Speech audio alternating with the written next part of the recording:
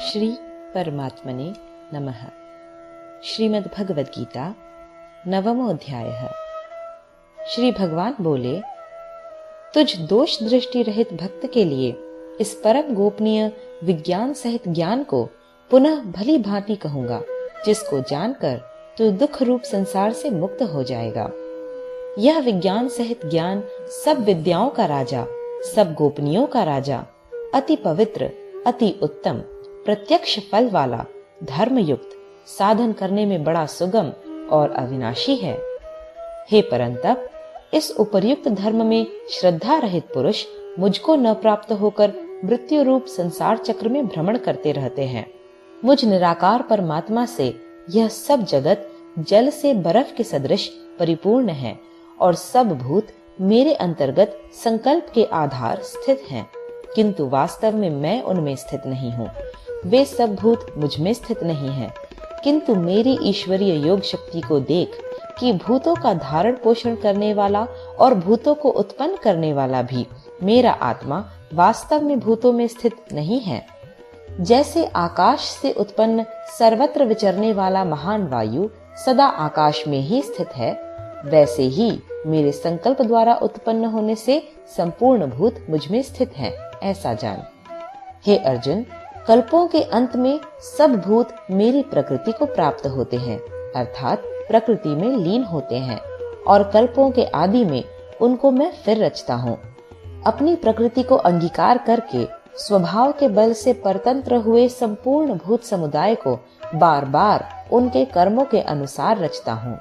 हे अर्जुन, उन कर्मों में आसक्ति रहित और उदासीन के सदृश, अर्थात जिसके संपूर्ण कार्य कर्तृत्व भाव के बिना अपने आप सत्ता मात्र से ही होते हैं, उसका नाम उदासीन के सदृश है। उन कर्मों में आसक्ति रहित और उदासीन के सदृश स्थित मुझ परमात्मा को वे कर्म नहीं बांधते। हे अर्जुन, मुझ अधिष्ठाता के सकाश से प्रकृति चराचर सहित सर्व जगत को रचती है और इस हेतु से ही यह संसार चक्र घूम रहा है। मेरे परम भाव को न जानने वाले मूढ़ लोग मनुष्य का शरीर धारण करने वाले मुझ संपूर्ण भूतों के महान ईश्वर को तुच्छ समझते हैं, अर्थात अपनी योग माया से संसार के उद्धार के लिए मनुष्य रूप में विचरते हुए मुझ परमेश्वर को साधारण मनुष्य मानते हैं। वे व्यर्थ आशा, व्यर्थ कर्म और व्यर्थ ज्ञान वाले विक्षिप्त चित्त अज्ञानी जन राक्षसी, आसुरी और मोहिनी प्रकृति को ही धारण किए रहते हैं। परंतु हे कुंती पुत्र, दैवी प्रकृति के आश्रित महात्मा जन मुझको सब भूतों का सनातन कारण और नाश रहित अक्षर स्वरूप जानकर अनन्य मन से युक्त होकर निरंतर भजते हैं। वे दृढ़ निश्चय वाले भक्त जन निरंतर मेरे नाम और गुणों का कीर्तन करते हुए तथा मेरी प्राप्ति के लिए यत्न करते हुए और मुझको बार बार प्रणाम करते हुए सदा मेरे ध्यान में युक्त होकर अनन्य प्रेम से मेरी उपासना करते हैं। दूसरे ज्ञान योगी मुझ निर्गुण निराकार ब्रह्म का ज्ञान यज्ञ के द्वारा अभिन्न भाव से पूजन करते हुए भी मेरी उपासना करते हैं, और दूसरे मनुष्य बहुत प्रकार से स्थित मुझ विराट स्वरूप परमेश्वर की पृथक भाव से उपासना करते हैं। क्रतु मैं हूँ, यज्ञ मैं हूँ, स्वधा मैं हूँ, औषधि मैं हूँ, मंत्र मैं हूँ, घृत मैं हूँ, अग्नि मैं हूँ और हवन रूप क्रिया भी मैं ही हूँ। इस संपूर्ण जगत का धाता अर्थात धारण करने वाला एवं कर्मों के फल को देने वाला, पिता, माता, पितामह, जानने योग्य, पवित्र ओंकार तथा ऋग्वेद, सामवेद और यजुर्वेद भी मैं ही हूँ।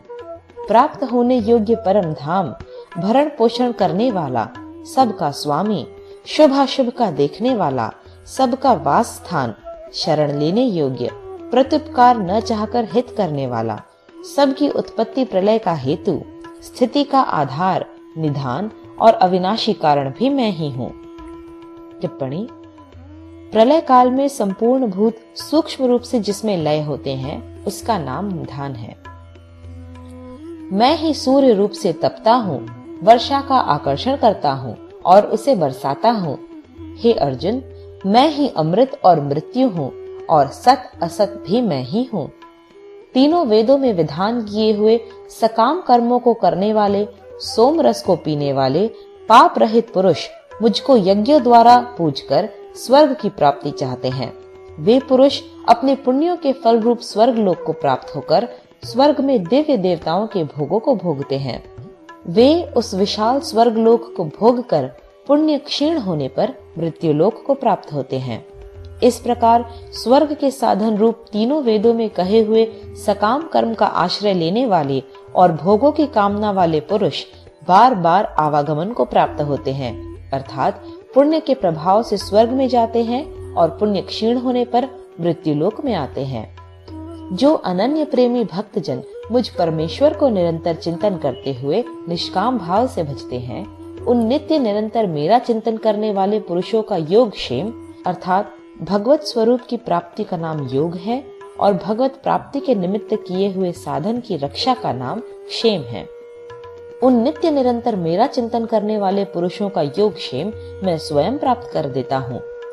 हे अर्जुन, यद्यपि श्रद्धा से युक्त जो सकाम भक्त दूसरे देवताओं को पूजते हैं, वे भी मुझको ही पूजते हैं, किंतु उनका वह पूजन अविधि पूर्वक अर्थात अज्ञान पूर्वक है, क्योंकि संपूर्ण यज्ञों का भोक्ता और स्वामी भी मैं ही हूँ, परंतु वे मुझ परमेश्वर को तत्व से नहीं जानते, इसी से गिरते हैं अर्थात पुनर्जन्म को प्राप्त होते हैं। देवताओं को पूजने वाले देवताओं को प्राप्त होते हैं, पितरों को पूजने वाले पितरों को प्राप्त होते हैं, भूतों को पूजने वाले भूतों को प्राप्त होते हैं और मेरा पूजन करने वाले भक्त मुझको ही प्राप्त होते हैं।